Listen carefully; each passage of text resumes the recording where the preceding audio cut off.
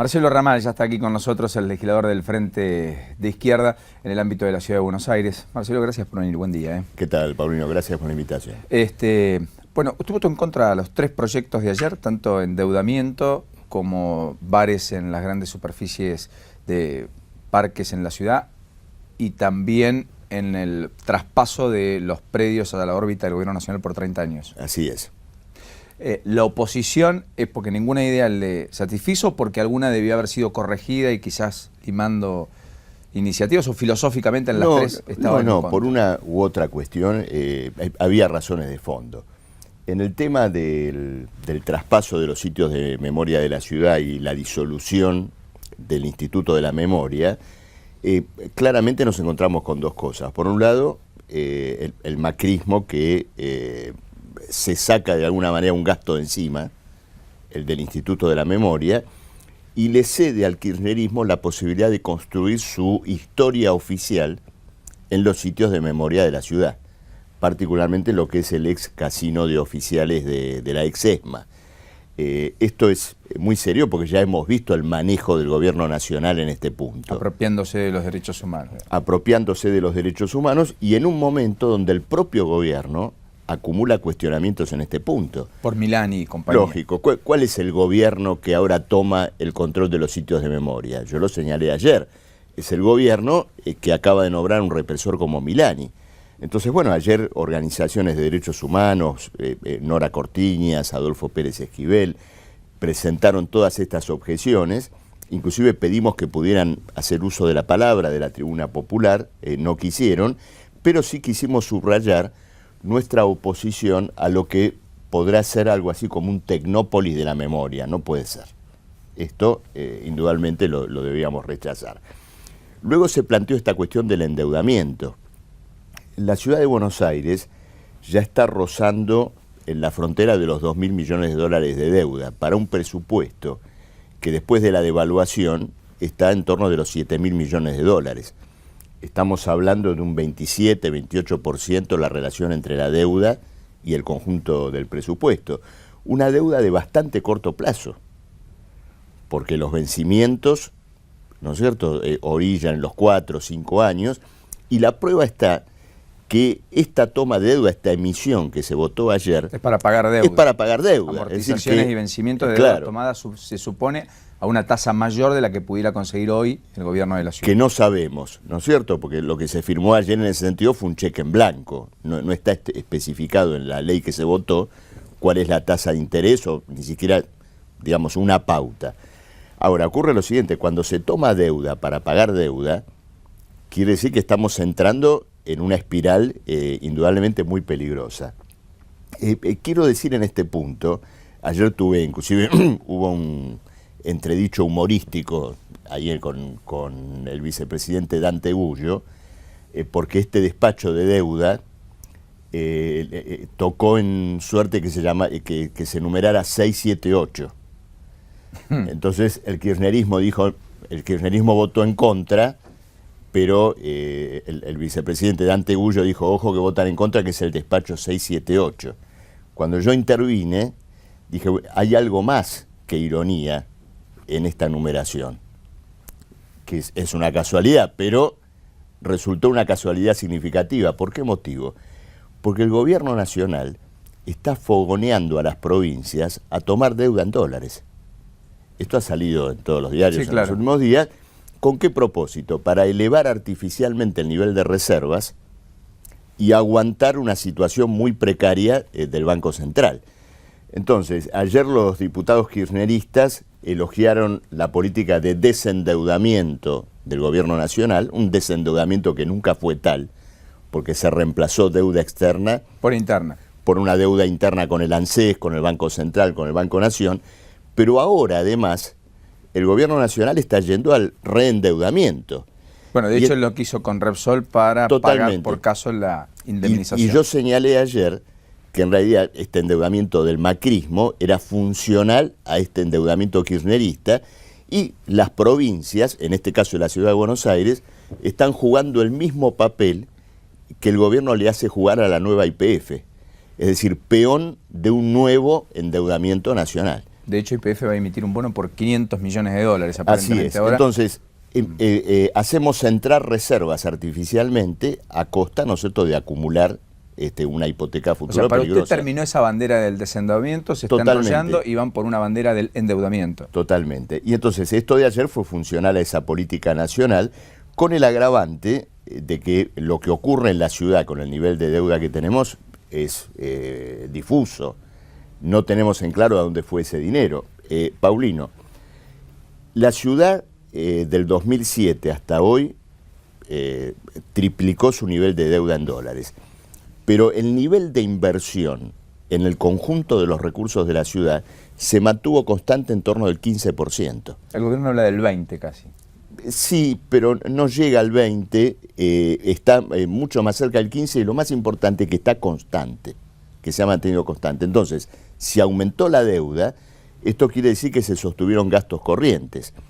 Ayer yo sostuve un debate con Alejandro García, con el miembro informante de la bancada del PRO, porque yo señalé este problema, inclusive que una de las emisiones de deuda que tomó el gobierno de la ciudad fue para modificar los contratos de la recolección de basura. García me contestó, bueno, pero ustedes que defienden a los trabajadores no toman en cuenta que esa renegociación fue por cambios en el convenio, tenía que ver con mejoras laborales. Yo le contesté, ¿qué tiene que ver? La ciudad no puede tomar un compromiso a largo plazo para hacerse cargo de un gasto inmediato.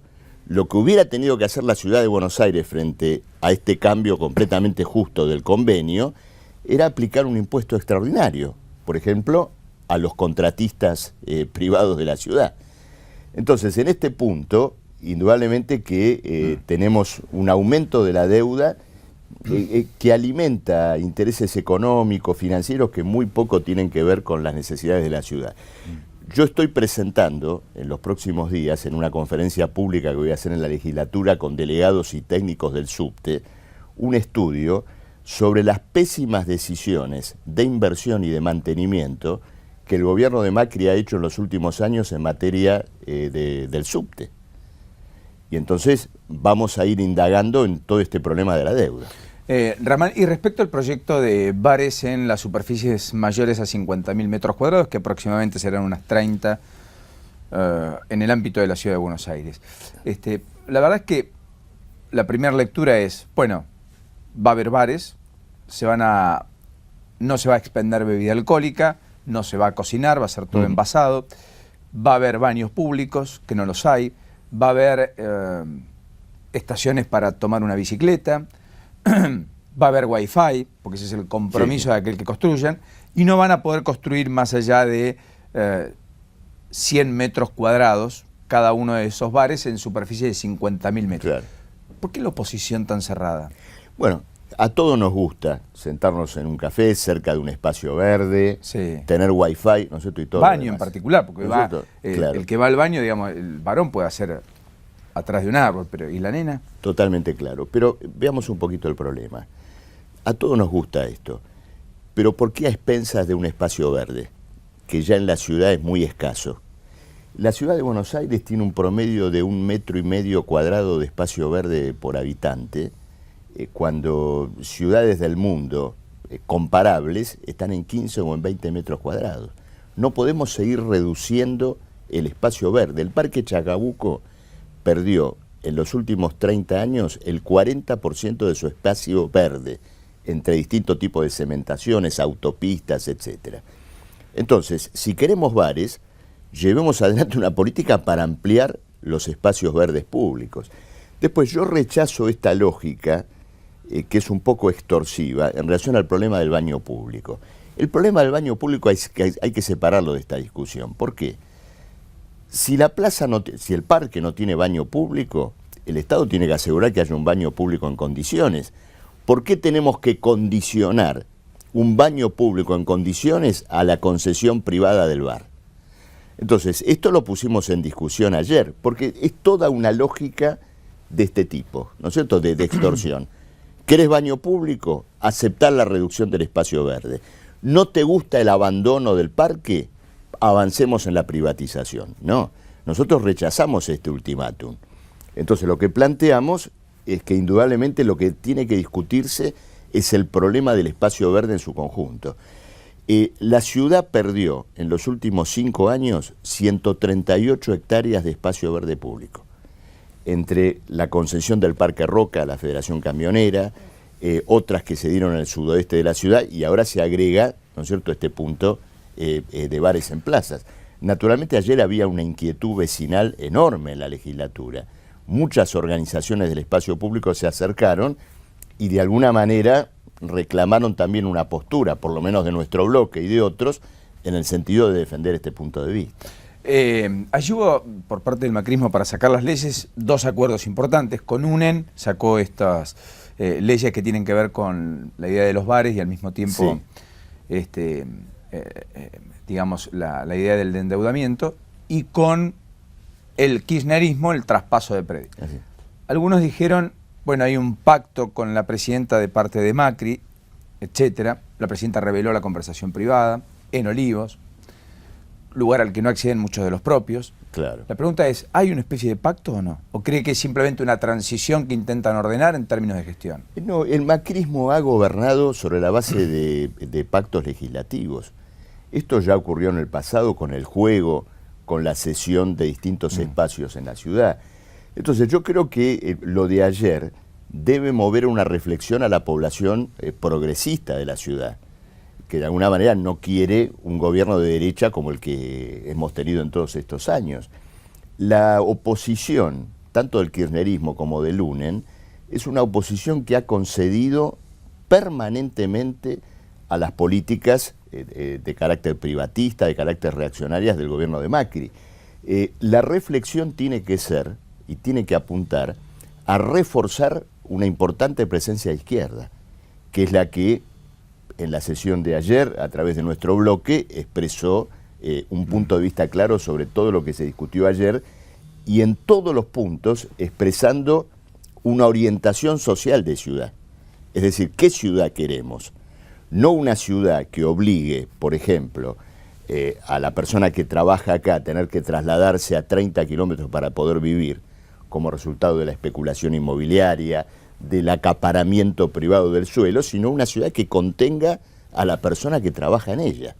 Este es el punto de vista que vamos a defender fuertemente en la gestión del Frente de Izquierda en la legislatura. Le hago 4 o 5 preguntas por fuera de lo de la legislatura estrictamente. ¿Cómo no? ¿Qué le pareció el intercambio de Ernesto Sanz con Capitanich respecto a la cuestión de la pobreza? Del miércoles en el Senado, si es que lo vio. Sí, bueno, indudablemente, circuló en torno de algo que ya es ampliamente conocido. Las cifras de pobreza están completamente adulteradas y hoy tenemos en claro que alrededor del 30% de la población no llega a la canasta de pobreza. Esto se arrastra prácticamente desde el 2010. El kirchnerismo se vanagloria de haber creado la asignación universal por hijo, pero la asignación universal por hijo fue la confesión de que la población en la Argentina estaba siendo cada vez más pobre, como resultado de un aumento de los alimentos, de la canasta básica, de un sueldo que después del 2009-2010 ha permanecido o constante o en baja para la población que no tiene paritarias. Entonces creo que simplemente se ha puesto de manifiesto esto. Ahora, en el caso de la oposición fogonea al gobierno a hacer el ajuste que ella misma impulsa desde las bambalinas, o digamos, una política en la cual... ¿El gobierno está en un ajuste fuerte? Sin duda, el gobierno está llevando adelante un ajuste, la devaluación fue una expresión muy clara de este ajuste. ¿Cree que vienen más devaluaciones? Bueno, indudablemente que el punto es importante, Paulino, porque algunos creen, y sobre todo en el gobierno, que la devaluación abrió un nuevo equilibrio económico. Es decir, que sí, alcanzamos una estabilización. No es así. La devaluación ha sido el punto de partida de nuevos desequilibrios. Inclusive hay un problema muy claro. La devaluación reduce el valor en dólares de las tarifas y los concesionarios privatizados, por lo tanto, exigen un aumento de tarifas más que proporcional a la devaluación, que es lo que ahora tenemos en curso en las próximas semanas. Entonces, el país se acerca a una de esas clásicas situaciones donde se discute quién va a pagar esta crisis, ¿no? ¿Y quién la va a pagar?